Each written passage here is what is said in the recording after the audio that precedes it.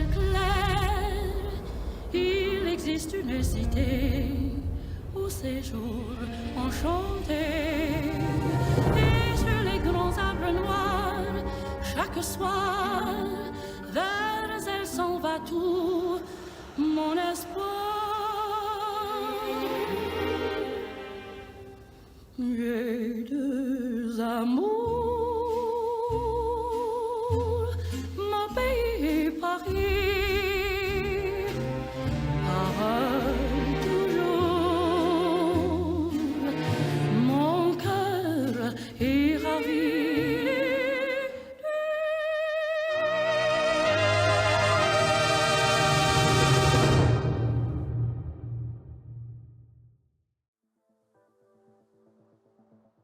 So, welcome back, everybody. No, you got it. Okay. Welcome back, everybody, to the Voltage series. You had us yesterday. You have us again today. We got Panone once again fighting for that second place spot up in our first matchup against Myth. Myth looking to take them down, looking to secure themselves a semi-final slot. I'm Erebos yet again here with Drago. Drago, a little bit of an interesting intro for us. We're not quite on the same page. Let's roll right into the rest of this and get on top of it. It comes from the fun aspect of we were just talking, we were being prepared, but we're in a difference of opinions today. Let's go to the standings and you'll know what I mean. So, I was saying, oh, you know who's going to win this? I believe it's going to be Pani or it's going to be Myth, because whoever walks away with it. You were saying, oh, it's going to have to be Myth. I was saying, I believe Panu, because yes, they're second and there's only a point, literally 1 point of difference. Panu yesterday didn't have a great standing with Geeke, but when it comes to their history with Myth, they were always showing up on the best time, showing off the best polish. The only time we've had a couple close upsets, if I remember correctly, was at the Rainbow Rumble, and that was a 7-8 on Consulate. And that was the tightest we've had them, but they've come back. They're always learning, so that's just how it goes. But now, we're going to the schedule again. I want to show you what matches we have today, and I want to hear how you're excited that the first match of today is the match of the day. Again, every time, I love when this works out. We've got Pani versus Myth, then we've got UM versus Geeke, an underdog versus a Goliath story coming up afterwards, so don't miss that either. For now, we have second and third place trying to fight out, but we need to find out who's going to be second, who's going to be third. Because winner of this goes on to the semi-final round. And that's where I need to ask your opinion. When it comes to staff predictions, you already kind of gave it with what you wanted, but I want to see exactly what you said the whole way for today. You have Myth and Geeke. I have Panu and Geeke. Ooh, bit rough. Yeah, I think Panu definitely had a pretty shock of a loss yesterday on Chalet. We heard from Packbull that Chalet wasn't necessarily a comfortable map for Panu, and I'm kind of riding off of the back of that. I think Myth is going to do extremely well. Don't want to spoil it, but I have taken a little bit of a sneak peek on what map we're going to. Don't worry, it's not going to be Chalet. I can tell you that, but I think that Myth are going to look at their match yesterday that Panu played. They're going to see things. They're going to see blood in the water, and they are going to pounce on it. And I think that they definitely have what it takes to go through. And then for Geeke, I think that they're just leaps and bounds above the rest of the competition so far, and they've definitely shown it. Already locked in that first place position, and I think they're just going to go for style points. We heard from Packbull yesterday that they're just trying to flex on everybody else. So I think they're going to come in, they're going to be confident, they're going to play loose, and they're not going to be too worried about any kind of pressure or anything like that. Ooh, well, you know what? I'm actually hoping you're right about that. Because depending on the map goes, as we seen yesterday, Panu can rise to the domination, or they can be on the back foot. We know it. Let's see it. What are the map bans for today? I'm kind of hoping we get something. Well, I wasn't expecting Clubhouse. You said you looked at this. Did you stack the deck here? Because I was somewhat expecting maybe something weird like Cafe, Skyscraper, Nighthaven. I was not expecting Clubhouse. We're going back to the matchbook of, hey, this is their first time playing against each other on this map. Maybe they've played in scrims, but every time they've ever went to the map bans, they've always banned out Clubhouse as like the second or third ban. I kind of need to know what the strategy is here, or if there's some plan at all, because right now we've got Hanu taking us to Clubhouse versus Myth, which honestly, if I remember correctly, statistics wise, Myth are really strong on this map. You can correct me if I'm wrong, but Myth always ban out Clash and Mute. Hanu always ban out Monty and Ying, so I just kind of need to know what's going to go on here. Yeah, and seeing that Panu always bans Cafe first, a little hurting for me, as Cafe is my favorite map. But we also see them banning Chalet. They're getting rid of it. That's their second ban. Don't want to run back of it. They want to make sure that they can lock in that second place. And so I'm assuming that they do have some nice strats, some ways to catch Myth off guard with the option to go to Clubhouse, or maybe it was just that they don't feel comfortable enough on the rest of the maps, and Clubhouse was just kind of what was left. Okay, but I need to know the team's stats and statistics today, if there's any outliers or if there's something weird or special happening. Because as you know as well as I do, it's Panu. They can always rise to the occasion, but sometimes, like yesterday, Nifu wasn't there. But for some reason, Lambe was. Lambe had his headset on, was just sneaking around like his little snake, and it worked out amazing. But they now have their ducks back in a row, prepared for this match, and I'm going to say I'm looking forward to their victory today. Show me what Myth has, though. I need to see what you can tell me about Myth. Yeah, for Myth, if we can just get that pulled up, there we go. It looks a little bit about the same, but Dynamite has been so extremely strong on these opening kills. 66 to 50 kills, so a little bit less of a sample size than Panu, but keeping it really consistent with a 1.32, 38% survival rating, and really comes out on top whenever he happens to be in a gunfight. Turco came in a little bit late into the group stage, so a little bit less of the stats there, but with a decent survival rate, if even if that KD is a little bit lower. So Turco just kind of, if they call on him, he'll be there, but if not, then he isn't needed, and he doesn't go proactively for those kills. And it's going to be up to these supportive players for Myth to really show up, and especially on a map like Clubhouse, where usually you are playing site more often, or at least site adjacent. It's going to come down to those anchors. It's going to come down to, can you stop the execute? Can you stall out with the utility and really halt the attackers in their tracks? And when it comes down to the attackers, just clearing out the roam if there is any, getting all those lines of sights open, getting the verticality, getting the walls. It's going to be a really interesting match to see against two teams that, on paper, are pretty evenly matched. Well, that makes me very happy to hear, but that also makes me need to tell you something interesting. We'll come back to our lovely faces directly, because I have some interesting stats, statistics, and stories for everyone. So, yesterday, after our unfortunate matchup of Panu versus Geeke, they both, Panu and Geeke, went on to different tournaments and matches, where one went to Talent League, the other went to 4 or 6 League, and it just kind of went into a spiral of what's playing maps-wise. This is one of Panu's stronger maps. I didn't realize this, so I'm looking at the statistics. When it comes to their round win versus map wins on this specific map, it's at least 50-50 for both sides. Not only Panu, but for Myth as well. And that means there is no chance of it being defender-sided or attacker-sided. Even if you go statistics-wise, it's 49-51. For the teams themselves, they don't have a stronger side. It's just about who they're up against as a team, whether they're able to strat hard enough to counterattack it. And as you can see on Urbo's lovely face, you can see my green screen reflecting. Same way you're going to see with this lineup. These players are exactly the same statistically, just not when it comes down to individual. As a team, that's how hard this goes. And that kind of goes to show Clubhouse might be the best match we have of the day. And I'm kind of hoping that we get to see some weird bans, or at least some really good spawn peaks. So, in a couple minutes, we'll load into the match. We'll take you there. Well, let's all head into Clubhouse. See you in a sec.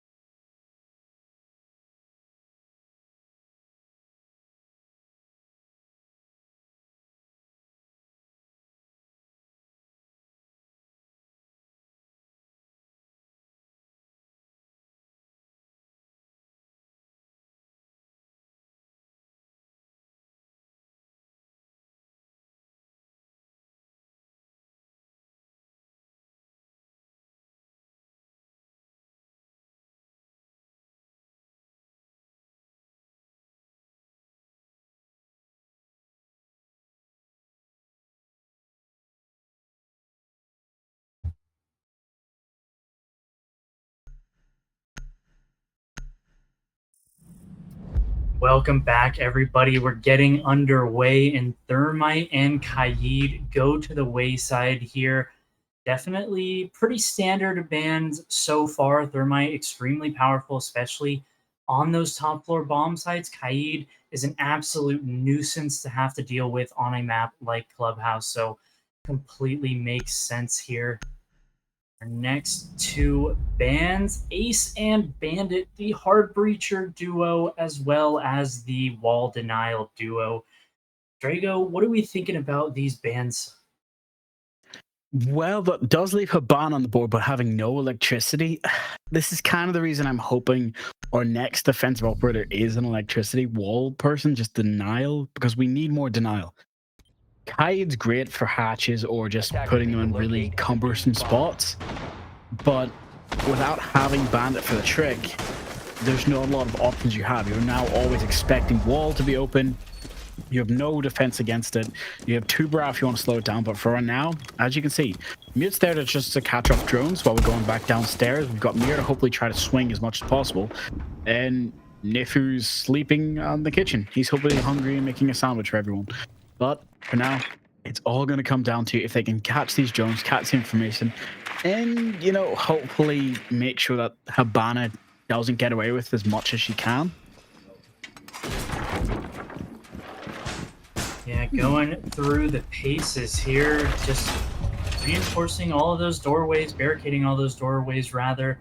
And it looks like they're just going to try to slow things down. Maybe it looks like that Mira window was going in stock, so maybe a little something aggressive here in terms of the roam that Panu are trying to bring. So many barricades being put up. I'm trying to understand if this is them trying to slow everything down, or if this is their plan just to be like, hey, we don't want to fight unless we absolutely have to. And here's the thing, any wall bang or any problems can become very big nuisances. And if you're standing in the open of any two doorways, yes, you've barricaded it off, but bullets still go through them. I'm a wee bit worried for what their playstyle actually is at the moment.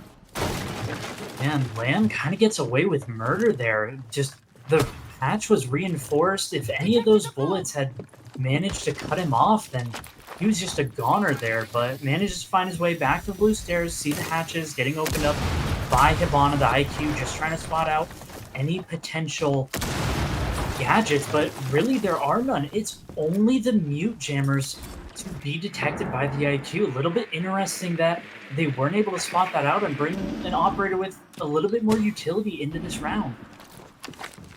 Well, talking about utility, I'm thinking that they have a little bit more to say than, oh, we can just do it through this. As we know from Panu, they have the gun skill, so they should hopefully have a good answer to what Myth's bringing. The problem is, Myth might not even understand their own plan right now. They've brought in enough hard-breaching tools, they've brought in Habana, everything's now getting open, flooring.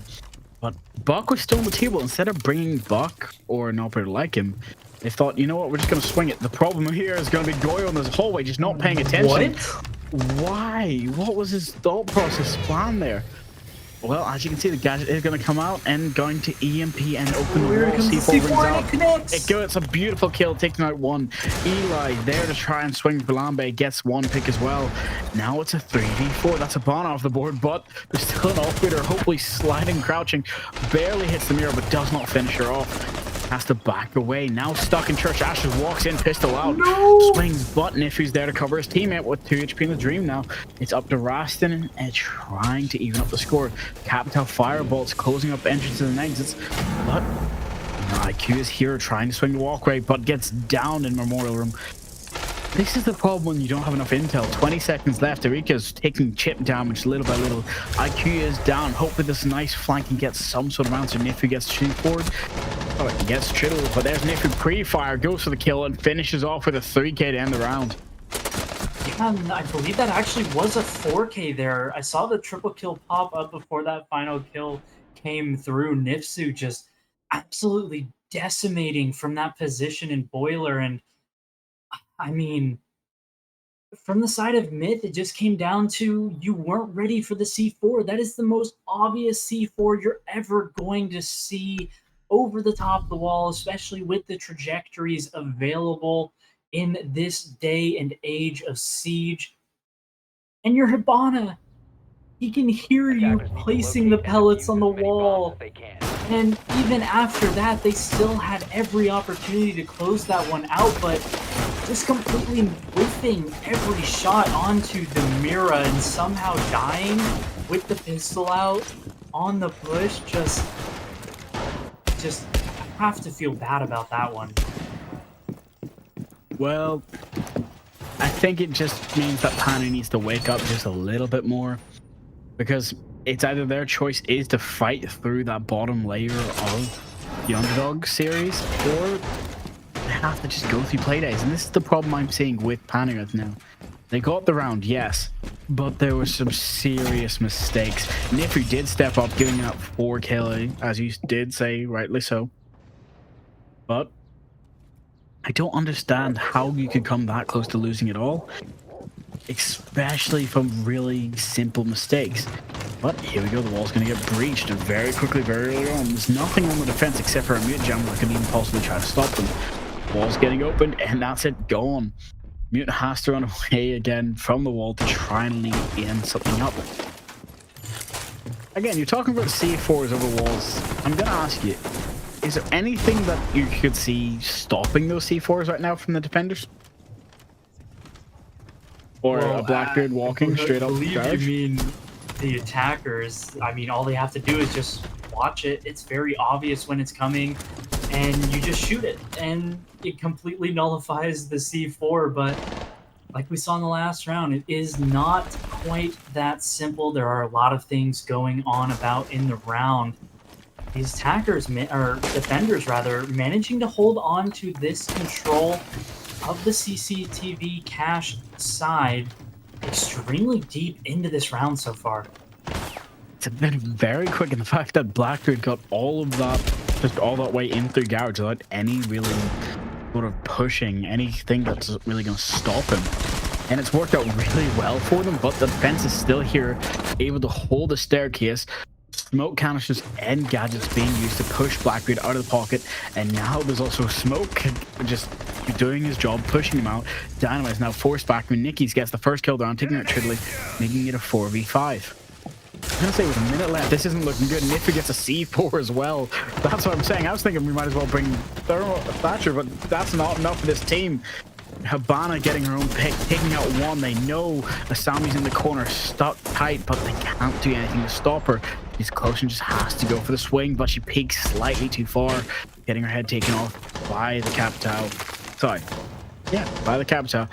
For now, they're finally in, but they've only got 50 minutes left. 3v3, 45 seconds, time to push in deep and make the play. Dynamite does not have the health to go for that plant spot because of too much gadget utility still up.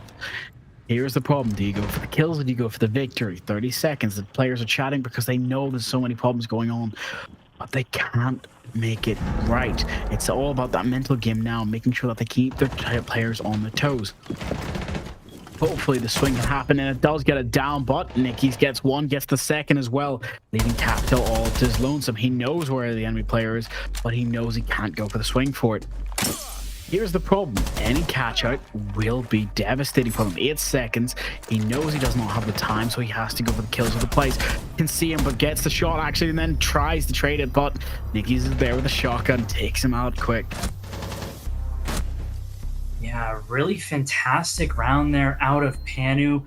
They stalled for so long in that cache side. Yes, they managed to get garage control, rafters control, but that's to be expected when you are defending the gym bedroom bomb site.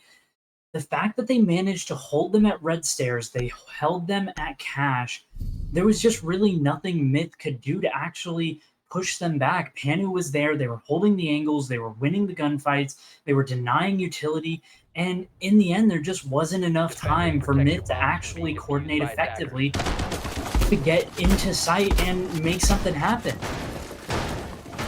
Well, you're right about that. I'm kind of hoping they've figured out their own answer to their problems, because right now, as I can see from Panu, they're bringing different operators every site we go to. So don't just be expecting, oh, they're going to bring a mirror every round, bring a Twitch. Or, and as I said, a Thatcher would probably solve a little bit of the attacker's problems with C4s. But they've decided to opt for Maverick, and Eli's bringing Flores. So maybe they do have something up their sleeve. On the defender side, we have Solus, we have Jaeger, we've got Mute, Maestro, and Clash, meaning that I'm kind of hoping they have something more in mind, because right now Clash is going to be more than enough to stop anything Dynamite tries to do with that Monty. But if they can set up, they can go for that plant very quickly. Yeah, trying to get this wall open, bringing the Maverick. We see the holes there, makes it a little bit more difficult for the Maverick to actually chew through that wall. It takes a little bit more time, but will eventually happen. But lots of room there for these C4s to come out. If Observer can just pop the operator card so we can see the C4s available, as it looks like it is just that one singular C4 on the Mute. Looks like it's not going to be any trouble just yet. Mute is the only operator on that lineup with a C4. So the problem is going to come out to if he can stay alive long enough. Last time they've had 2 or 3 C4s to try and fight this multi or fight Blackbeard or things like that. And they also used to have a smoke. No smoke has been brought, so I'm assuming that they have their own answer to this. Probably the Solace to go below and try and shoot up from above. But if they've not droned it out, that could be really devastating for anything they try to do. Here's also the other problem. Do you see where Solace is? An oil pit. So if Monty's not checking this, it can go horribly wrong very quickly. Now Clash is enough to deter him from anything. He tries, breach is now open, and Capitow's in.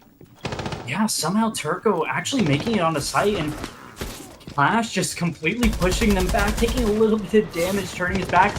Looks like the fights are going to come through. A trade happens, and the pistol comes out, not quite able to find it yet. So all the kills are going in favor of Myth here into a 3v3 as Nipsu able to find one, but Dynamite does manage to find the trade to double kill in the round. Waba manages to find one into the 2v2. It's just trades galore as the Raptors player goes down. It's all left up to Roston with the Maestro. The Alda can be an absolute menace of a weapon, but only 21 mags in the extended reload. But Turco shuts him down before he even gets to think about the reload. Myth finally on the board with their first round in Clubhouse. Oh, I love stats, I love numbers, but I love stories even more. How did the Capito walk in? And then how did the Flores walk in? There's enough people in both spawn sites where it should be, hey, we can have a line of sight. We have cameras, we have drones. Even if they're destroying our utility, there should be a little bit of suspicion. Apparently there wasn't. And that kind of puts me in that fact of what are these bans going to be? Grim and Mirror being taken off the board, so that means no direct line of sight to Black Mirrors anymore.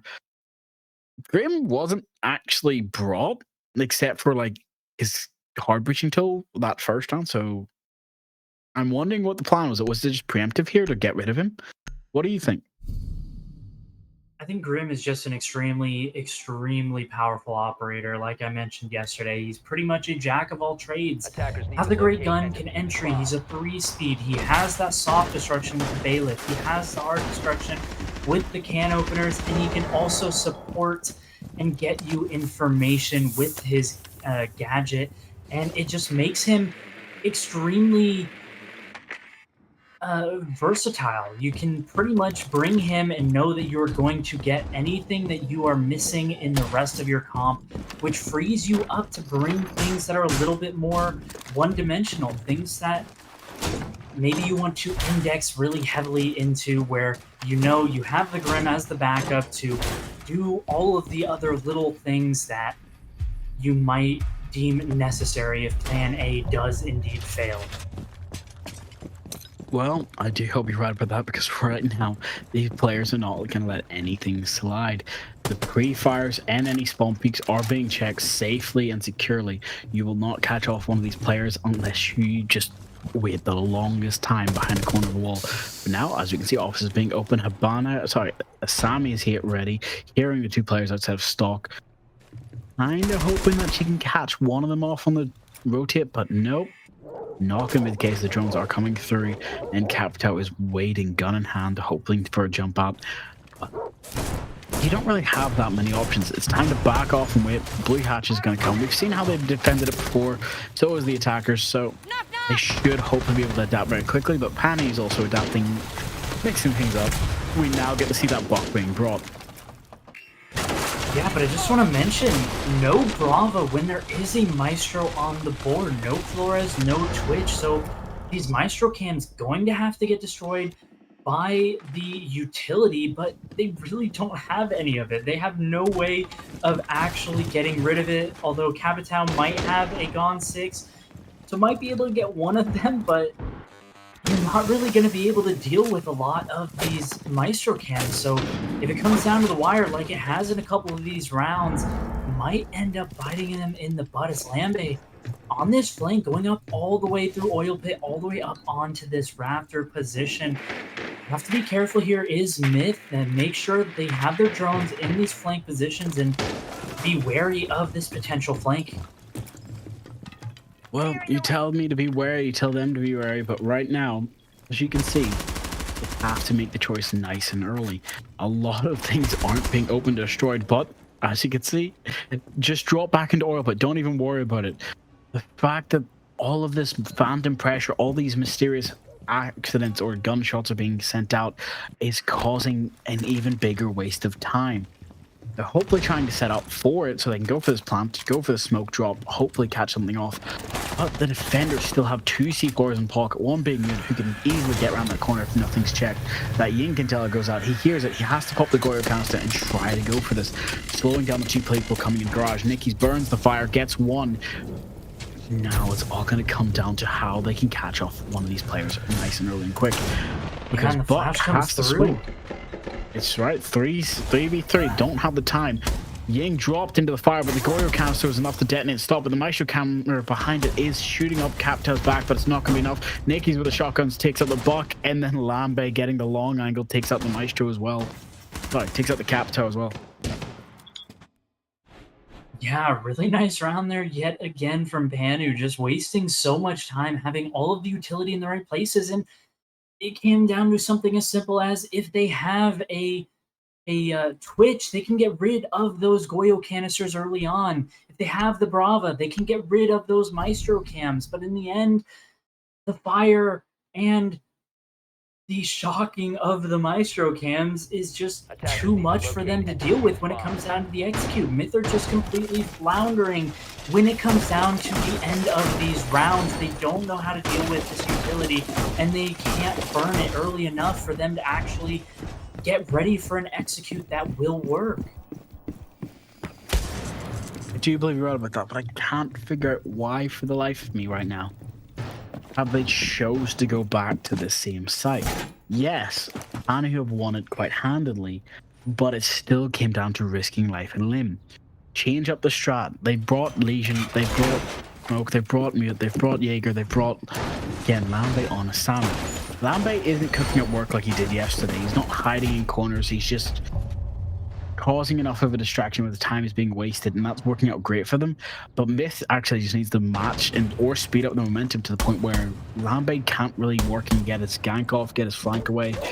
Right now, as you can see, they're trying their best to start something, but there's other ways of attacking this map. There's other ways of attacking this site. They go through the construction or just go straight directly for wall. Thermite might not be brought, but Havana can still do a full wall open now. We all know this. And you can actually do it with Striker. So maybe there is something. Maybe there's something I don't know that they've got planned, but Lambe hiding in garage again. If he can pop this wall or not get droned out by this Buck, it can go huge right now. They think the player's on the top of rafters, but if Dynamite's not checking, there's the Asami catching off the Blackbeard's toes, and it's going to be enough. Now just rotating back up the staircase, but he gets shot through the wall. A perfect call coming out per torque, and he takes out one. That's Lambe off the board, losing the Asami very early, especially when that's been your shadow flank of the entire match. It's gonna be a bit of a problem.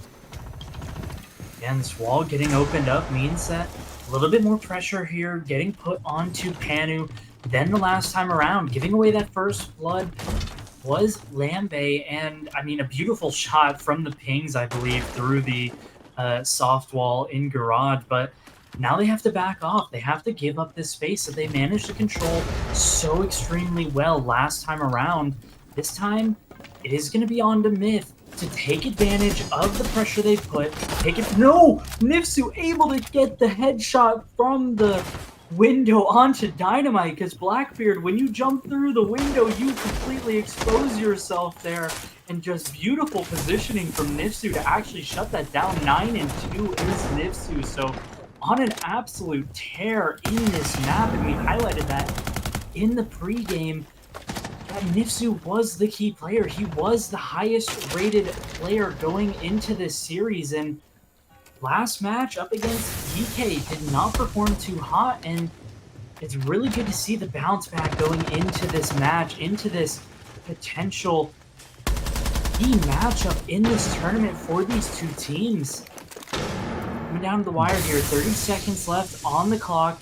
Myth need to push in here. It's into an even man count 4v4 because of that Nifsu late extended trade. And it looks like Myth, yet again, are not quite set up for this execute. They're just going to have to jump in, go through all of this utility. The last smoke canister going through. They're going to have to flash this and just run in, and they're just going to die, but they're managing to find the equivalent of the trades as Ross and able to find the kill, and it's all left up to the Ying. Nothing to do here as Panu yet again claim the gym and bedroom site for their own. That's painful to swallow. I'm sure that they're kicking themselves after that, but as you can see, that round wasn't the best execution. It came down to trying to catch things off bit by bit, but it was just taking too long. They got a very quick pace, which is what they needed, but then they all tried to funnel through one doorway, one window, and the execution just wasn't there for them. This is where the question does come on to. How do you correct a mistake of speed or momentum? You can't. First off, it comes to, is your playstyle correct for this opponent type? Is your mental state ready to fight them as they all want to be fought? And is your mental state ready to fight them as you want to fight them? Here's the bigger problem I'm seeing right now. Hani are manhandling Myth, yes. But Myth is on attack on a map where, as I've said before, statistically, it can be defense favored, but for both of these teams, it goes directly to one or the other side. If one side's going to win defense the entire time, I'm expecting one side to win the defense the other side as well, which can actually be the favor of Siege as a defense favored game in general. So I'm kind of hoping to see something come out from Myth here, get them that 4-2 split, and then hopefully try to go for the victory on the defensive half. Just don't drop a defense is what I'm expecting, but we'll have to wait and see. It's Panu. They never want to give up, not now, not ever. We get the Maverick to try and go for that long window, long wall opening, just to start off the trouble a little bit more. With Maverick, with the Capital, just opening up Garage to give a little bit of a distraction until they're ready to set up a plant. Callouts coming out so they know which operators are being brought, but also where certain gadgets and utility are. That's C4 above the top line, missing the Maverick because they're expecting somebody to be tight in the corner, but no. The long angle just trying to catch off any of the operators' toes on the end rotational. Sees a foot, but can't. No, actually does land a couple of shots, tagging this Warden down. Again, that's the wall breach open now. And a little bit of a Swiss cheese there because of those holes in the wall.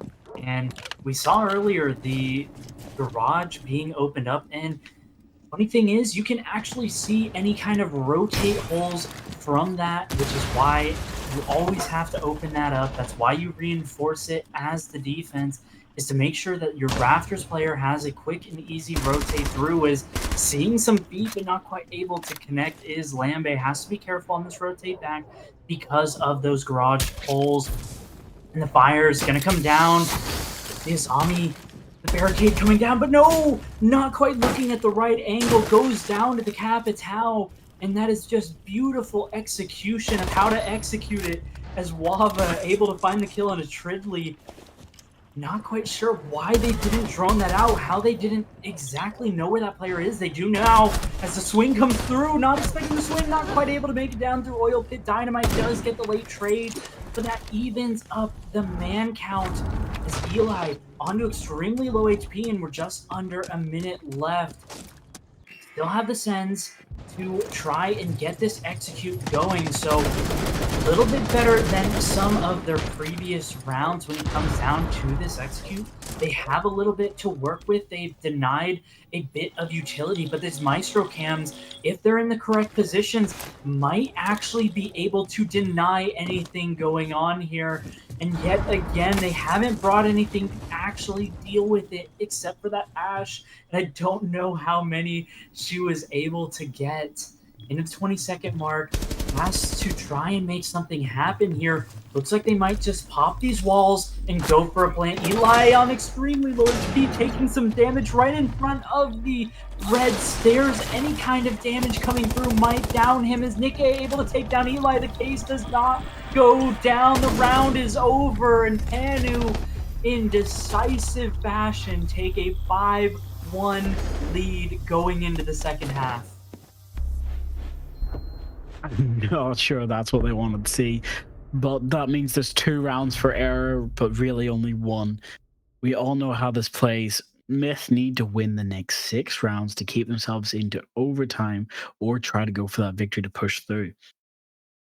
5-1 split is probably the most dire situation, but it's never hopeless, not in this game of Rainbow Six Siege. Hopefully, they can put the X on it and win. Cade and Habana is protecting the hatches and now opening the hatches just become a lot more difficult. We're going to have to hopefully see the next bans. I'm expecting a Grim, maybe a Tuberel. What are you expecting? I think it might mirror the first set. Yep, Thermite, but the mirror going to the wayside is a little bit of an interesting one. Seems like Panu don't want to have to deal with it. Don't want to have to bring those extra kind of operators to actually pop open those mirror windows, or maybe they just want to get rid of another C4 that has an extremely good gun as well. You're probably right, but also just because of how Mirror changed the game, I think that's also probably one of the reasons they've chosen to get rid of her as well. As we all know, Mirror isn't the kind of operator where if you just think, oh, I can let it be, there's no real importance to it, you can walk away safely. Especially not in this game. As we know for a fact, if you try to swing Mirror and she catches you off guard, you're in trouble. If you think, hey, the C4s are here, we can just win it by batchering it, thermiting it, trying to break it quickly with an Ash charge, that's never going to be enough because that Vector is such a deadly weapon. And as we're seeing come out now, the attacks only switched one operator from Blackbeard to Grim, so they must have had this plan set in motion from the very start. They knew what they're coming up against and they chose to drone it out. Here's a question for you. Do you think Buck is probably the best operator for this map? Personally, I have very strong opinions about Buck. I think that Buck is the strongest operator in the entire game on any map in any situation ever.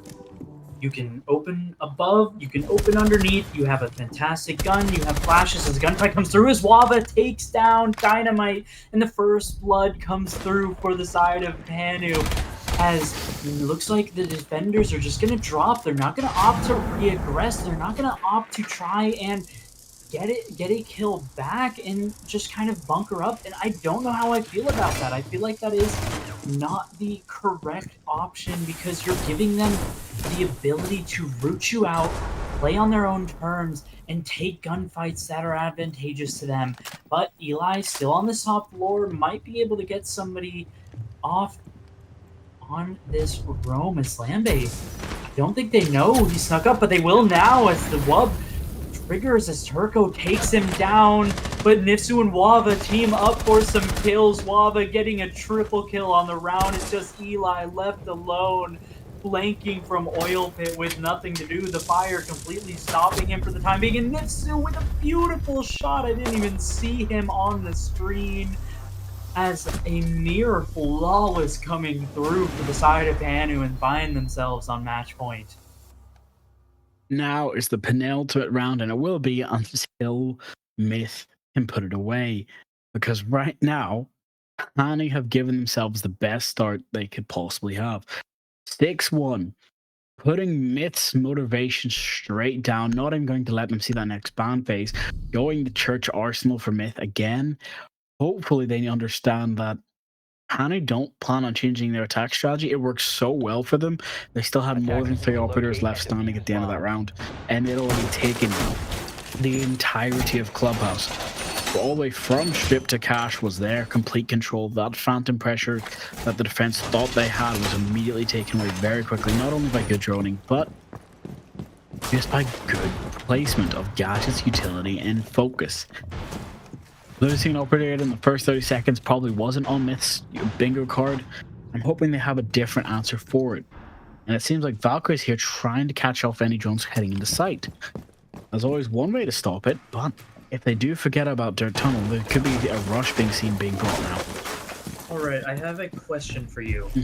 We see that there's a Valkyrie and a Fenrir on the board. And we saw that Panu was hovering the IQ. What do you think made them swap off of the IQ and opt instead for the Ash? Do we think they're just going to be aggressive and just push straight through it and they don't want to play slow? Or do you think they didn't actually realize it's a little bit of a pre-fire there on, I believe, the sound cue? Nikke taking a little bit of damage, but back to the question. Word that slightly differently for me, because just thinking about it, it makes my brain hurt. Because it's like, as you're saying, they were hovering over the idea of changing to Fenrir or another stronger operator, trying to think about this. They brought the IQ, but again, they haven't had a problem with utility. They understand nobody's bringing Capcans, nobody's bringing Frost or operators that are directly lethal. So I have a feeling that they're thinking that, hey, anything they bring, we can't just shoot it. We've been showing our better skill. We play it safe. Let's go with our safe shot that worked last time. We have the time. If we can get into sight before the 2-minute mark, we've won. That seems to be the case. As you can see, Lambay already in dirt tunnel sees that there's a Fender, calls it out for his teammate. Nicky's gets the first pick, taking out Eli. That's Goyo off the board. That's that strong vector gone, but also the canister still being a passive gadget. Every choke point is now being held by an attacker. There's no chance for roam. There's no chance for anything to be catching off guard. Nobody's on the second floor. If they've drawn that, that is a perfect play of, hey, all family pressure is off the board.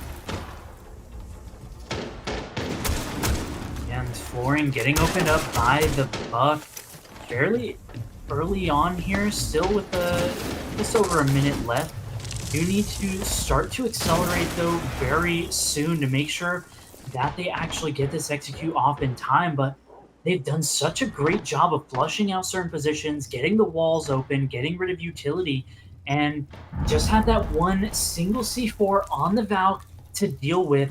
It's going to be up to whether or not these cameras are in decent positions, because not really a good way for the side of Panu to actually figure out exactly where they are and be able to deal with them.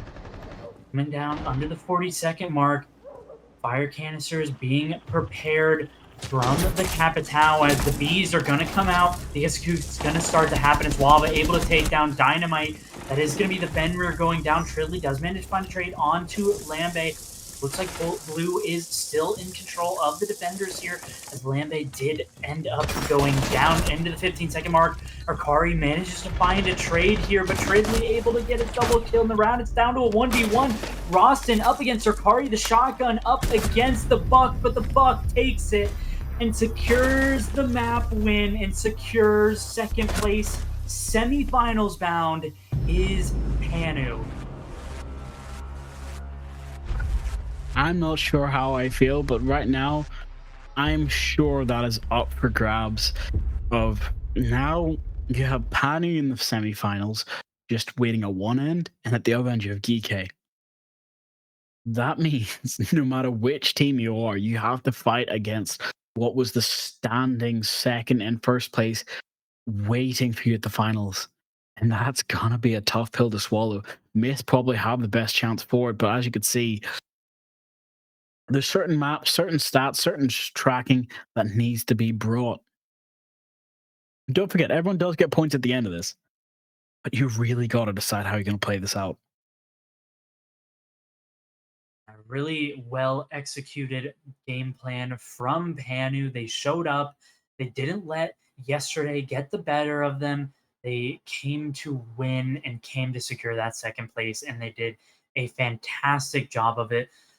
And in extremely quick and decisive fashion on a map like Clubhouse, they brought to the table decisiveness and the ability to execute on a game plan. Whereas I feel like Myth kind of, they had the early steps, but they didn't have the mid round and the late round to actually pull through in the end on attack. And it just came through that Panu brought a better defense prepared for the attack that Myth was bringing in. I think it's just back to the table for Myth. This is a map that is relatively easy to learn, extremely difficult to master. And it comes down to got to get rid of the utility, got to be able to get ready for that execute fairly early on. And it just wasn't there today. And it is what it is for them. They'll have to go back to the drawing board and figure it out if they want to be able to have this map in their arsenal. And going into the playoffs, you're not going to have best of ones anymore. You're going to have to play more than one map, and you're going to have to make sure that you can up into maps that maybe you aren't the best on. maybe you're not the most comfortable on, because you're going to have to ban certain maps away that you can't play. And the other team's going to ban away maps that maybe you're good at, or maybe they can't play. So you're going to be comfortable on some maps and maybe a little bit uncomfortable on other maps. And it feels like Clubhouse is one that's a little bit more uncomfortable for the side of mid. Well, you're right about that. We are going to have a couple minutes of a quick break because we have to set up the UA versus GK match, which is the next one. David versus the Goliath. Everyone loves an underdog story. As I'm going to ask our producer quickly, can he put up the predictions? Because I want to point out the fact that even though we've had a quick interview with Packbull, we've had our interviews with people, they sound very confident with it. This is the one time me and Erebus are going to actually agree today. Only for the one simple fact of, as much as I wanted to be the David and Goliath story, you can't have 3 people agreeing with UA, hoping for that underdog. So, for today, I agree with my co-caster, and that is something I will never say again. And I'm excited for this fact of, these teams have only played once before, and that was a 4-7 on bank. We're kind of going to need it. So, we're going to head to a quick break. Then we'll go through our match stats or team stats and show you all the information. So, we'll catch you all in a couple minutes. Go get some water.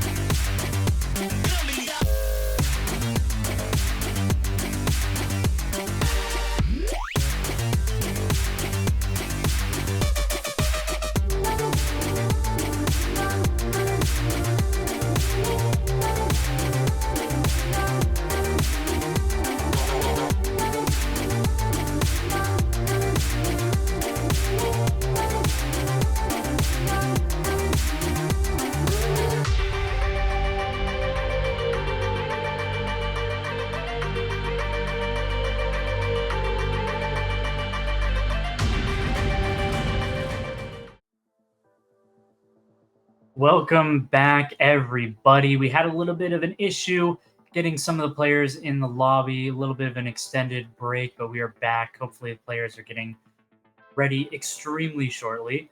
But we got UAIM up against GK David versus Goliath. Once again, I'm Erebos here with Drago. Drago, why don't you walk us through what is to be expected from this match?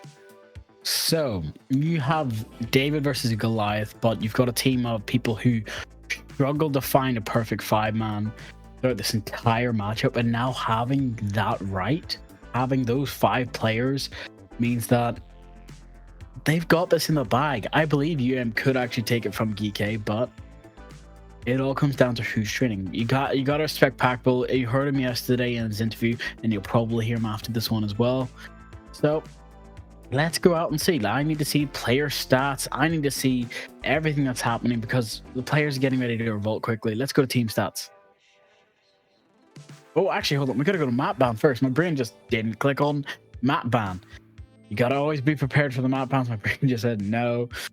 And the fact that we're going back to Clubhouse. This is a testament to how well do you know Siege, because you can't really customize, you can't really change it up. You just got to play it in that decision of what you set as a strategy. Here comes chess on a map. Now we can go to team stats. My brain just was not there thinking about it. So, first up, we have UAIM. No subs today. Yes, everyone has a little bit lower KD because, again, playing with that random... Playing with those players that aren't always customized or used to your playstyle isn't always the best. But as we've seen, Smith has been consistent on trying to go for those frags and trying to keep the team morale up and winning those rounds. Again, they have played previously, so there is a bit of match history. One time they played with 4-7 on blank. DK did win it, so yes. But that also means this is their time with a full 5-man to take it from them. We're going to Clubhouse, which is a bit more surprising. I'm going to let you take it over for GK, Erebos. Hopefully you can give me some insight to that. Yeah, swapping over to GK, and all of them are at least even. A lot of them are very much more than even, with Rexun and Kano both in the 1.4s. You have Packbull, who is extremely consistent, will not necessarily be your top fragger, but also will not necessarily be your top death giver, as tied with Hungry for the least amount of deaths, Hungry being the IGL of this squad. And it's going to be really interesting to see if UAIM can actually take them down, as it's not really too much to say. They've been dominant throughout the entire group stage, and the stats back that up completely. And I hear that the players are ready, so should be able to get into the match very shortly, headed into the loading screen. And back to Clubhouse. Drago, are you ready for another banger? I am, but I'm also kind of worried on who's on defense, who's on attack, because as we've seen previously, that defensive hold can win you the entire game. As we can always see from the lovely POV, this map has been reworked multiple times. It's been in game since launch, so not everyone's going to remember how important certain operators are, such as Thermite and Habana or Ace, but there always are those strange bands which also sneak through as well. Ace and Kai, gotta keep it standard. Hard Breacher and Electrics off the table. Next one, I'm assuming that's probably right, being Thermite ban and maybe a ban coming second. What do you hope to see different this time? I expect the same exact kind of stuff here. Maybe a Thermite, maybe something like a Grim, Mira maybe. And it is going to be the Thermite and the Mira going to the wayside, so it is going to be up to those can openers as well as the Maverick and Hibana to get things opened up. GK starting out on the attack. Definitely going to expect them to have plans to deal with this, as I'm sure they see this quite often. Well, there's not enough of just seeing is believing right now. We have to worry about something else. We are seeing the same lineup we've seen previously in the last match, but the defense have brought Smoke Azami, we got, instead of having Jaeger, we have a Wamai and Mute and Warden. The Wamai throws me off there. What do you think the plan is for the Wamai? Just stop flashbangs or maybe return to sender for any frag grenades? What are you thinking? Wamai is extremely strong on this basement bomb site just because of that kitchen hatch. You can lob those magnets up there into the ceiling, catch any smokes, any Ying Candelas, any flashes, anything like that. As we see Ying being brought on board, we also see the Capitao being brought on board. So looks like it is going to be kind of execute that Wamai can try to help deal with in. Definitely got to bring Wamai on this bomb site if you want to play a little bit more of a bunker setup, which it looks like UAIM is actually opting for. I do believe you're right about that, but I'm also thinking you might be wrong, especially with the fact that Shadow gets the first pick, taking out Skipper. That was definitely not in the playbook, losing your game so early and almost losing Hungry as well, that playmaker, but he does answer his own, taking out Smith. Here's the problem. Yeah. Did they give a call out on where the kill took place? Yeah, and I mean, that opening kill was just a little bit of a rat play we saw in the highlights in the pre-round when we saw the attackers running through. There was a player just sitting on the bottom of the window, so it was just a simple spawn peek, able to net them the first kill, but Hungry, or rather, Hungry, taking down the top fragger for the side of UAIM. Definitely going to be feeling good here for the side of UK, able to open up all this flooring, so a lot of map control for them, a lot of verticality popped open for them, so looking for this execute to be the game changer. As Nilar taking so much damage from the hatch onto 1 HP as the hatch looks like it's going to finally get opened up. Minute 30 left in the round. No Candelas to work with here, but still full Capital utility, full Sense utility to work with. Well, as you can say, full utility, but also Pixel Angle trying to take up the Asami. That's Kappa, but late to 50 HP in a drain. Those Kiba wires are being destroyed with that 417 in hand, making life a lot more easy for demolition. But now they have to go for that plant spot while also trying to cut off any and all rotation. In 1 minute, they're gonna have to hot drop, but they know there's so many players sitting at the back of sight, trying to hold the angles and stop anything from coming through. If no one's prepared, they might actually be able to get away with a lot more. The fire went out. They don't have a lot of time left. 45 seconds. Time to hot drop it. 4. Smoke canister goes down. It's going to take a little bit, but Hungry able to get the back of the side as the case. Oh, the next smoke canister able to deal a little bit of damage to knock him off. A pack pull from the coverage, able to take down one. The next smoke babe comes out and flushes out the Osa, but the pace is going down. They have to swing this, but the hatch coverage is absolutely perfection as Rexon takes one back pull, grabs another, and Kano cleans it up. An absolute masterclass on how to clear out utility, get the execute prepared, drop the hatch, and have the perfect coverage. Every angle was completely covered. There's that 30-second meta everyone loves and hates at the same time. You know for a fact they wanted to try and stop that in its tracks, but they couldn't. But that was only first round. UEM picked their operators very quickly, so you know their mental is still high and ready. We're going to gym bedroom. They're changing sides because lose it once, shame on me. Lose it twice, shame on you. So flip those around, but you get the gist. And for now, we are going to see Goyer coming out with Fender, Mute, Clash, and Asami again. But on the attacking side, I don't even see a 6-pick of hesitation coming out from them.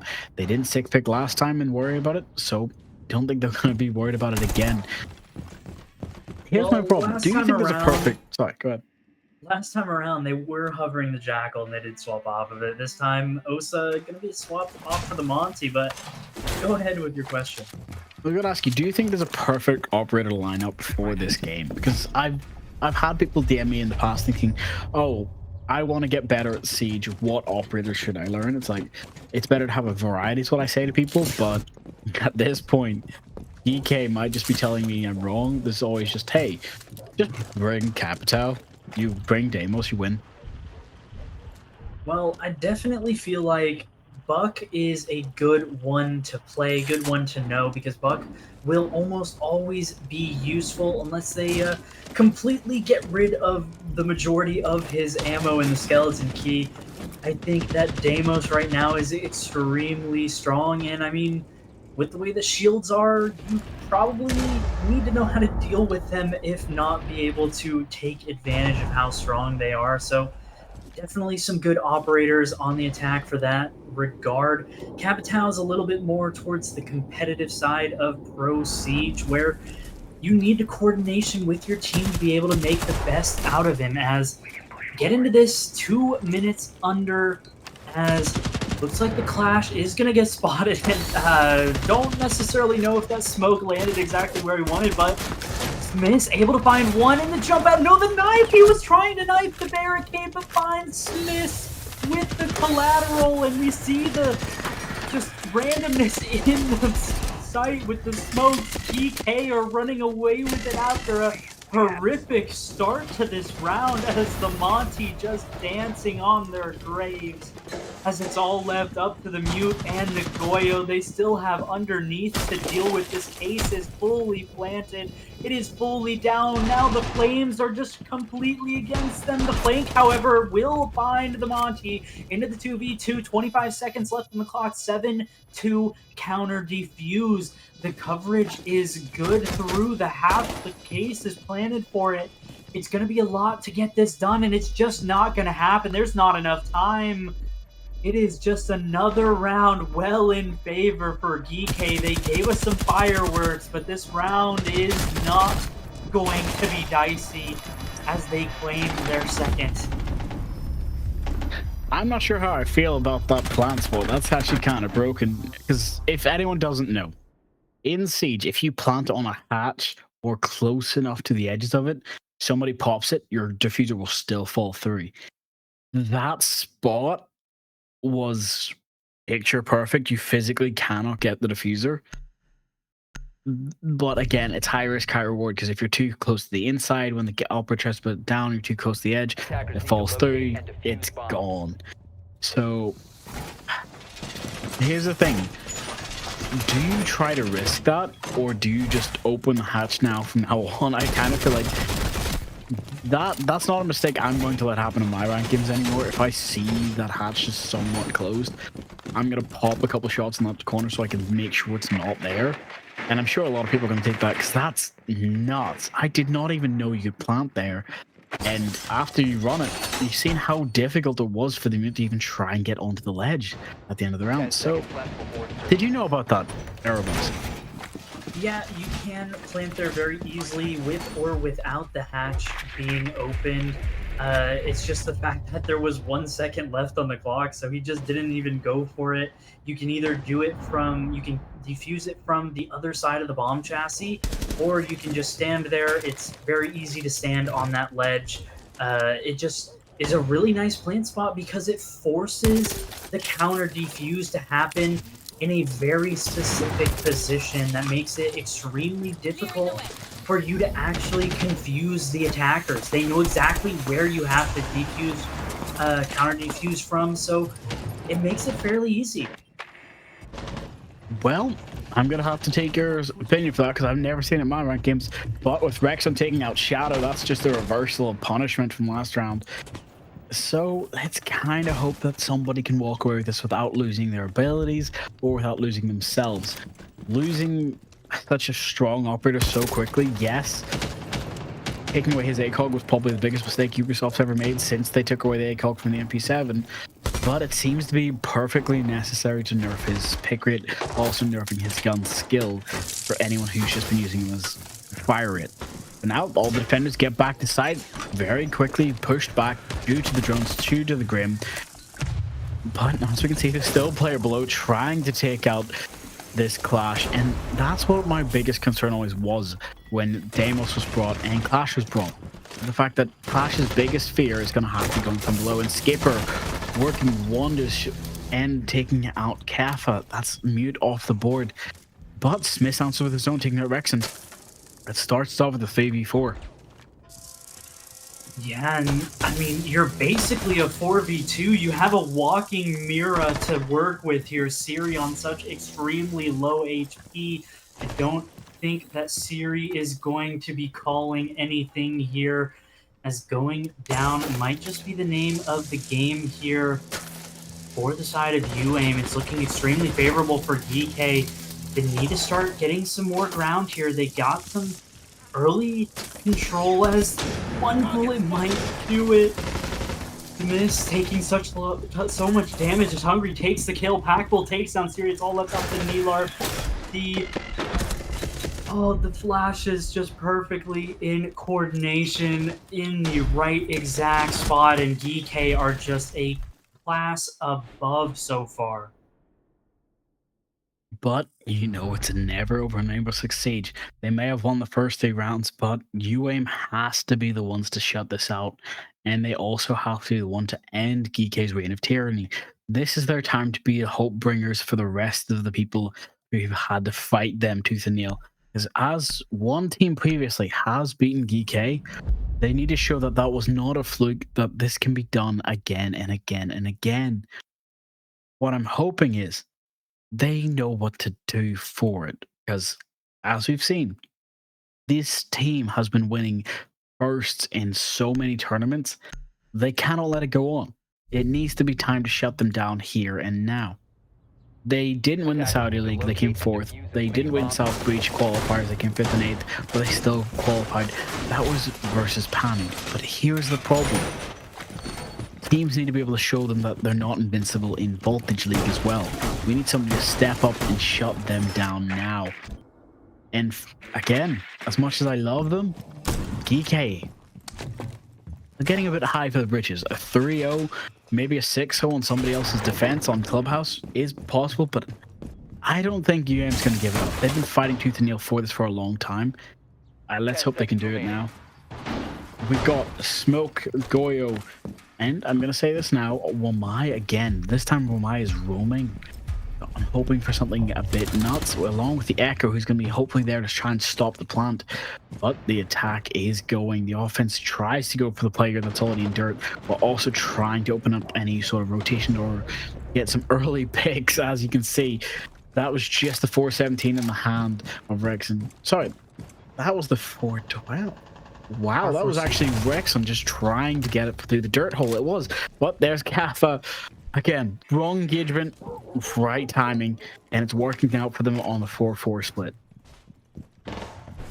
Yeah, and wonderful job to get rid of the Ram. One of the most important operators to be brought here means that a lot of this flooring is not actually going to get opened up. They still have 5 can openers. I believe 2 will have to go towards these hatches, but other than that, they have virtually no soft destruction, so they're going to have to opt for plan B. They're going to have to rotate around, go for something a little bit different here, and it might just have to be an oil pit drop into a blue pinch, or maybe just a moto drop, and it's going to be looking a little bit different than that first round, and might just be UAIM's best chance at getting around in this half, because DK have looked so insanely good, so extremely coordinated together. And Packbull, though, wants to shut that down, able to get the Goyo kept the going down after that early kill, and it's going to be man advantage back in favor of DK.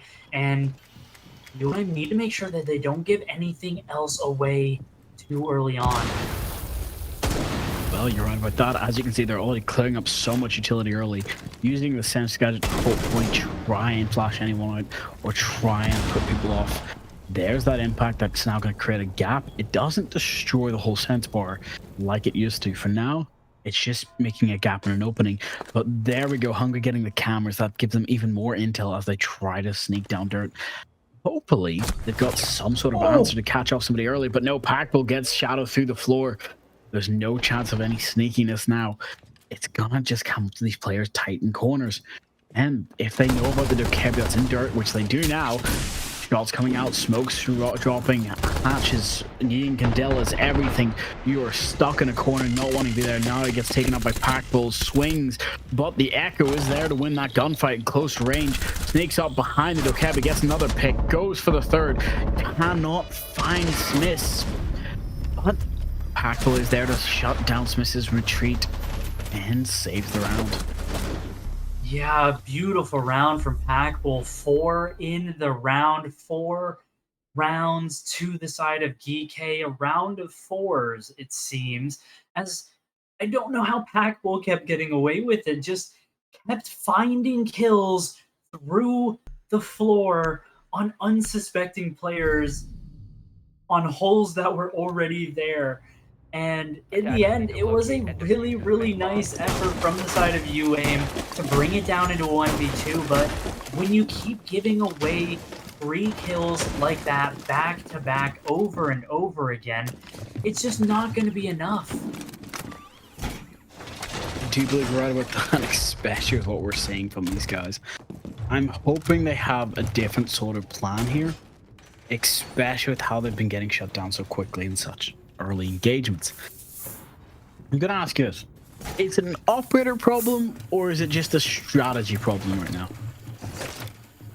I think it just comes down to not necessarily expecting just the pure aggression from GK and the fact that GK is winning all of their gunfights. They're well coordinated, they're not taking disadvantageous fights, whereas UAIM are just slightly less coordinated and end up in disadvantageous gunfights. I don't think it necessarily comes down to the strats themselves or the operators themselves. I just think it comes down to the level of coordination that GK is showing and that UAIM isn't.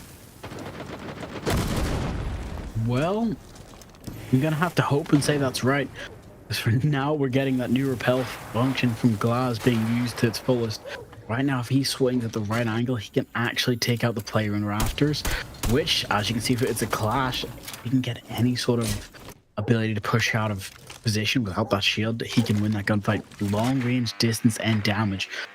But here we go, as Flores goes to destroy the wall, opening up a hole perfectly. It's time for that swing. Yeah, and I just want to mention the fact that the Maverick just completely for free was able to get that wall open. Zero pressure, zero worry about anything other than just simply, I'm going to get this wall open extremely easily, no problem. And UAIM seem a little scared.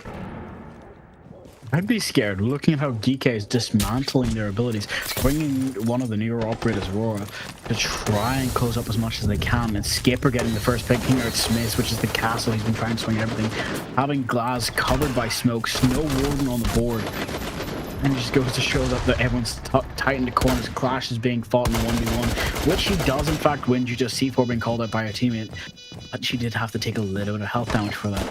And now once that's open, they've got to swing. 4v3, nobody has any safe place to go. They now know that this player is outside watching the breach while watching the diffuser. Hopefully they can close up this door and go for the plant or the defuse. Right now that is not going to be the case. While the Maverick just opens up the castle barricade.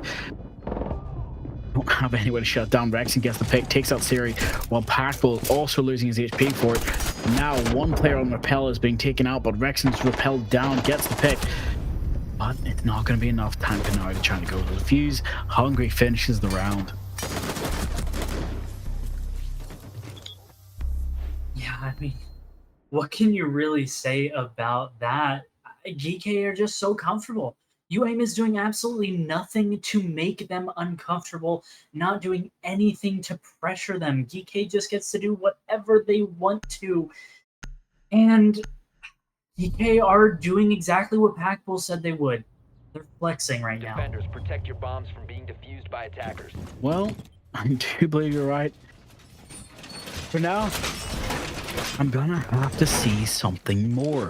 We all are gonna have to see something more from the side of UM. We need a reverse sweep, keep themselves in this round. This is their last defensive point. On a map like Clubhouse, it is integral to try to get that split. And right now they could lose their entire defense, which is not what you want. EK Yes, they've been masters of their own destiny, and yes, they've been some of the strongest players on a lot of teams. But here in Voltage League, they're just doing work. Head-to-heads every time 5 are always seconds showing them insertion. statistically the best, and their players are working flawlessly. Even when teammates are being subbed out or things are happening, you've got to remember, they don't take losses easily, and they never take them lying down. They always learn something from their matches. Vault reviews are intelligent and always equal. So, this is where it comes out. They've had many forfeit losses, many forfeit wins, but right now they need to try and push and go for this early panic, which it might be the case if they try to go for this Habana top, Habana bottom. And that looks like it's going to be the case. Yeah, a little bit of an interesting one there, using 6 on the top. Not your typical way to actually Hibana trick the wall, but yeah, I'm a little confused as to why the 6 was used instead of just the 4. Well, it looks like it was just for guarantee purposes because that wall is open and they didn't even have to worry about the 50-50 chance that it breaks. But here comes the problem that everyone sees and everyone knows. If Habana runs in without checking, she could end up losing her life, but actually Gato wins the fight, gets out Skipper. No mirror wall has been placed down, so she can win a second one. Gato gets 2. His teammate is in gym, so they should be communicating and not trying to peek the same window. Yeah, but they were able to open up that wall. Candelas come through, not quite able to find anything, and another kill come forward, but no, Geek are bouncing back. They want to make this happen. Kano is the only one left alive, but not for long. Smiths finally shows up into the map. It will not be a 7-0. They do manage to secure the last round of the half. And here, it's the reverse sweep we need to see from UAIM. 6 rounds between them and defeat. They need that victory every time. They only have one chance to mess it up, and they won't let it slide. So, here is what could be round that sets the title. If they can win this and get the bans correctly, Kaiden and Habana off the board. If they can get the second bans, I'm expecting a Thermite and Bandit, but we'll see.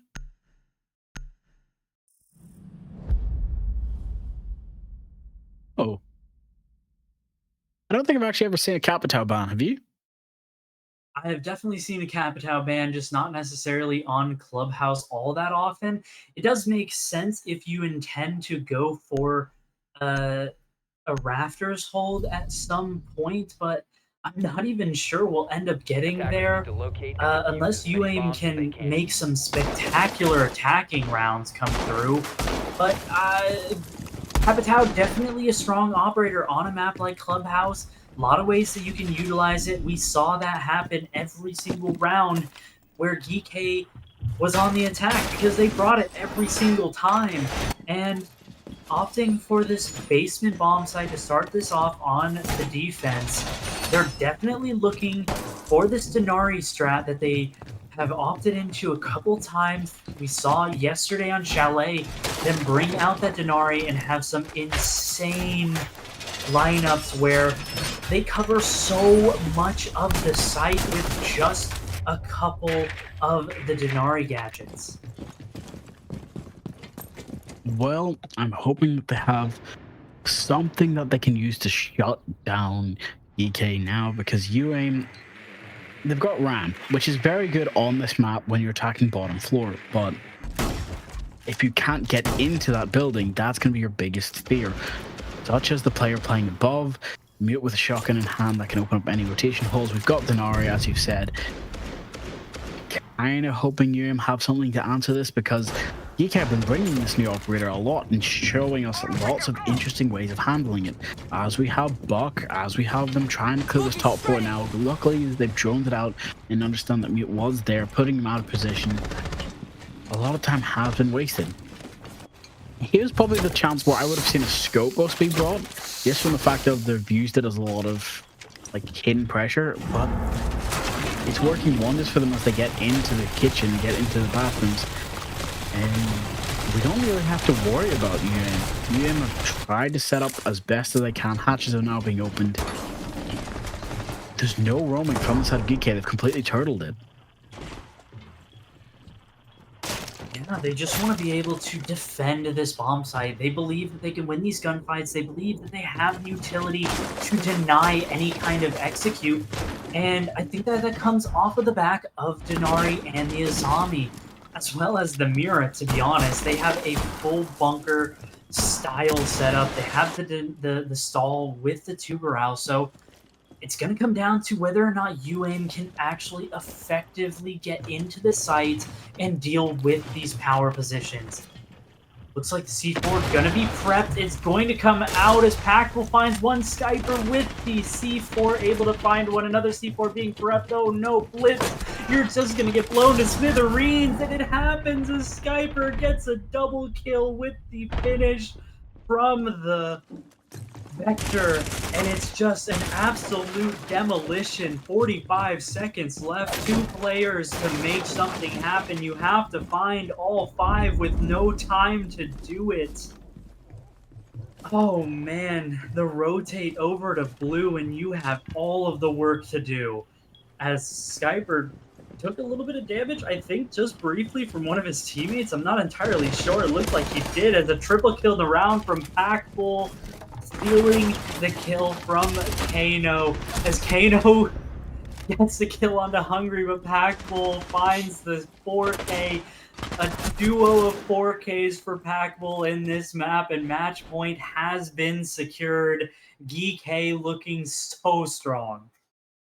I just want to point out, as you'll see in the replay now, this is what I meant before in the previous match of how did certain players get killed. That is the problem with that C4. If it hits anything, such as the lights, such as the camera, such as the ceiling, it just clips it. It won't take out the player in the doorway, but it can still take out the player above, which is what happened. And that's the problem.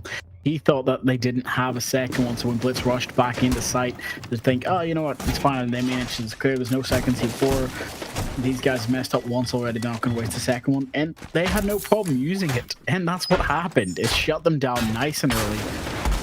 And now we are getting to see them try and hold up the master in construction, but also just try and close off any angles that these players want to try and push into cash. Bomb peaks from Packbull. He's going for that. I'm going to say it. He's going to try and get 19 kills this match. But I'm never surprised, never shocked. 5 seconds to Well, go. That is counting a team kill. To be, yeah, I was going to say it's going to be quite difficult to manage to find 19 if it does indeed end here and now. And, I mean, what can you really do as UAIM? They're opting for a little bit of a similar strat as to what GK was doing instead, though, opting for both of the hard breaches of the run out, able to find 2, gets the finish, and Hungry. Oh my god, you have to be aware of that. You have to be ready for something like that, but they're just completely caught off guard every single time that GK does anything. And it's just an absolute disaster. Surely not. It does not end like this. Siri does not want to let it, but no, Kano able to find one, able to find another. It's just one left.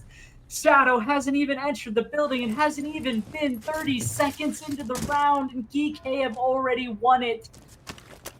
Oh no.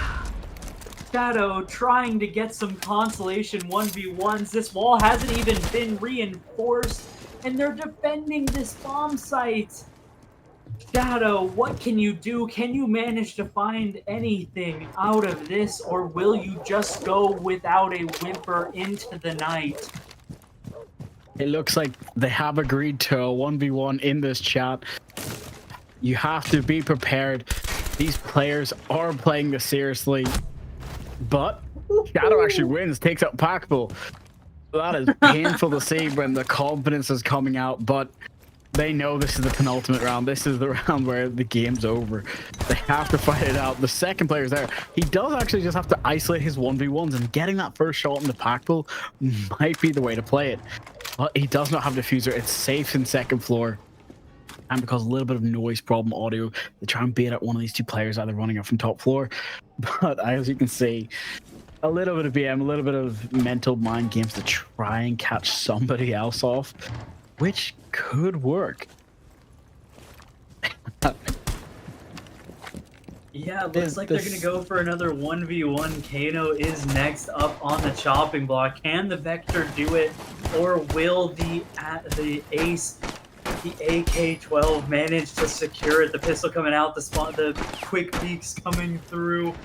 Shadow, you don't want the smoke, but no, Shadow gives the smoke to Kano. Where was this? Where has this been the entire time? Rexon does clean it up.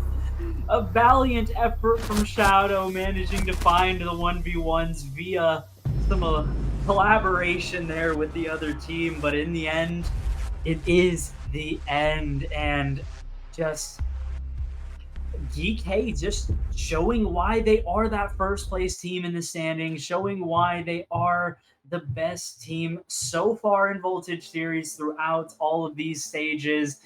To the playoffs, they will go into the semifinals, win 2, and you are the champions. But anything can happen in the playoffs. Anything can happen. So, two things. We're going to have to go for a short break to get our interview player in. It's going to be Pack again. The teams were already prepared. They both had the chance to talk about it, but the winner of the match gets to do the interview. This time, it's going to be with me. So, I'll be asking a couple questions. Some people in Twitch chat are going to have their own, of course. Feel free to type them, but we're going for a break. I need to interview Pack, and I need to ask what was that ending like, because I'm sure he felt dishonored, because I'm not sure if they were planning a knife fight or it's just that sort of 1v1. It's a good bit of banter, but we need to go for a break to set up.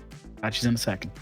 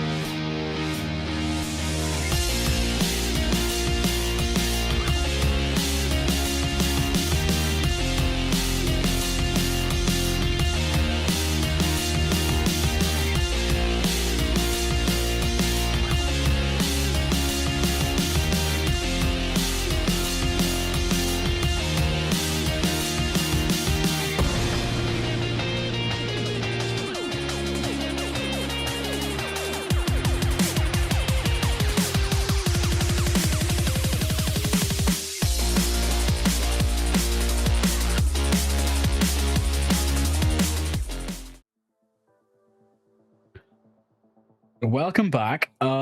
Just a quick question for you, Pack.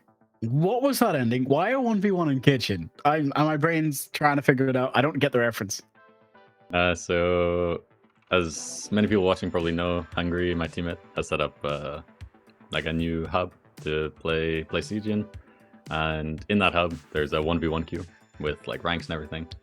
And I played against the Shadow guy like 10 times in 1v1s, and I beat him every time. And he typed to me like, in officials, I would beat you in 1v1. And so, yeah, at the end of the game, he challenged me, and he beat me in officials. So maybe I'm just washed in officials and only good in Hungry Hub 1v1s. I feel like that might be a little bit of Hungry giving you an unfair advantage, but here in Voltage, it is all fair. So take it on the chin this time. You'll have to get your revenge next time. Hopefully they make it to the semi-finals and they can fight you there. But I do need to ask you a very simple question. How did you feel about today's match? Were you prepared for it? Is there anything you want to say? Because that was a wild ending, especially to a match which I learned a lot, especially plant spots today. Yeah, we had a few fun attacks today actually. But I mean, this game for us didn't matter a whole lot. We were guaranteed first, win or lose. You know, it's always nice to win though, so we still came, we still try-harded, and we got an easy win, as you saw. Fair enough. Are you wanting to hear about the playoff brackets, or are you going to wait till later on until we make our official announcement for that? Because I've got some sneaky good news for you later, and I think you'll be happy to hear about it. Yeah, any leaks would be appreciated. Well, I'll give you one. Between Sicko and another team, which you've played recently, literally today, we'll be fighting you in the semi, and I'm sure they'll be expecting that rematch, and hopefully Kitchen 1v1 could come out of it. So, for now, I'm going to ask you the last question. Who did you feel was your MVP of your team today? Oh, well, not to have too big of an ego, but I was going pretty beast mode on club. Not to brag or anything, guys, but I was pretty beast mode, so that's fair. I'll let some other people decide. All right, well, you can let the chat judge, we can let everybody else decide, but probably agree with you on that one. That was some very nice plays. Sadly, you did lose the kitchen 1v1, so that's not MVP for you anymore. You'd have won it. We were all celebrating here, all shocked and happy, and then you just had to. You kept the honor, but I expected a knife fight. I did not expect a window fight with spawn peaks and everything trying to go on, but what happened? How would you have felt, actually, quickly, I've got to ask you, how would you have felt if your teammate wasn't there to clutch up that final kill and you had to go for another round?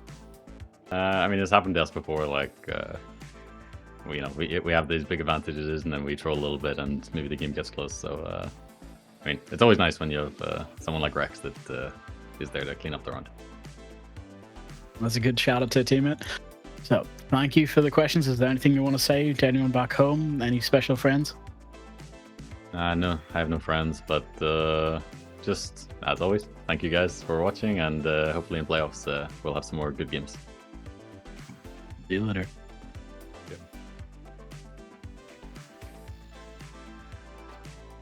Yeah, and we interviewed him yesterday. A little bit of a shorter interview because we did get quite a few questions in yesterday, but yeah, definitely MVP has to go to Packbull today. Across both of the matches, I would say definitely the top performer. Packbull pulled out some incredible rounds, had a ton of kills, and just overall, DK played extremely well. I couldn't agree more. And as I said to everyone, and it slightly hinted there, we now have the playoff brackets. We have the standings. We have everything set. So we're going to talk quickly about the game, then we'll go into standings. That match, and honestly the whole day as a whole, has come out to show that the right amount of training versus the right amount of experience can make wonders. But you always need team coordination. As you can see with the side of Myth versus Panu, two really strong teams standing ranking at second and third, only lost it because they weren't as coordinated on a specific map, or they didn't have their head in the right moment for the match. In the case of GK versus UAIM, one team has a lot of experience while the other one has only just recently started fitting it. It's not about an excuse. It's not about a reason. It's about watch the development and watch how amazing these teams can be. That's why Voltage Series is so important. But as I said, we have to go to standings to show what a story over the last, I'd say, 2 to 3 months has set for us. We have GK being number 1, holding that spot and giving themselves that semi-final spot as well. Panu as well, giving themselves a second semi-final spot at the opposite side of the board for the upper and lower brackets individually. Myth now having to face a long journey, just 2 matches, versus Wisteria try and claw it back. Wisteria being the surprising underdogs for their side. Team VIP and Diaboli now leaving permanently. Sadly, no chance of clawback to come back. Diaboli, as we all know, were contestants, but with some interesting history behind, did not make it this far, sadly. But in the side of Sacred Patis and UAIM, now winner goes to face GK. And I'm sure they're happy about that, but I'm also sure they're terrified about what they've seen today. So we'll come back to our lovely faces, and I'll leave Urboss to let us have a closing out. Yeah, and finally closing out the group stage of the inaugural season of the Voltage series. It was the first time since the rebranding, since the Tier 2 moving to, and been a wonderful time casting, observing, doing all of these things. And just want to shout out our production staff, Rowan, who organizes pretty much everything here. Fantastic job. Thank you, Fraxi, for the wonderful observing today. Drago, as always, love casting with you. It's been a fantastic time, but stay tuned for some announcements on when the quarterfinals and the semifinals are actually going to be. Should have some news out very shortly on when those are going to be taking place, and they are bound to be exciting because finally we are out of the best of ones. We are going to see more than one map in a series, and we are going to see some close matches. Maybe we see some blowouts, but either way, you will all be here to witness it with us, and it is going to be some spectacular siege. For now, though, everybody have a good night, a good evening, a good morning, wherever you are in the world. But for now, we have to leave you. Goodbye. He is right. And as we're saying our goodbyes, so it hasn't been confirmed completely, but we have Saturday and Sunday next week, the 18th and 19th. First match is at 11 a.m. That's CEST, so about me in Britain, that's about 10. For Urboss in Florida, that's alligator past fridge, past Bud Light, somewhere like that. I don't remember the exact way Floridian time works. About 5:30, 6 a.m. Yep, I'll be there. So, just a little Maybe. bit past the Bud Light. And thank you, everyone. And welcome. Goodbye. We'll see you soon. Go get some water, get some matches in, get some ranked. See Denori's great use plays being brought. We'll catch you all next time.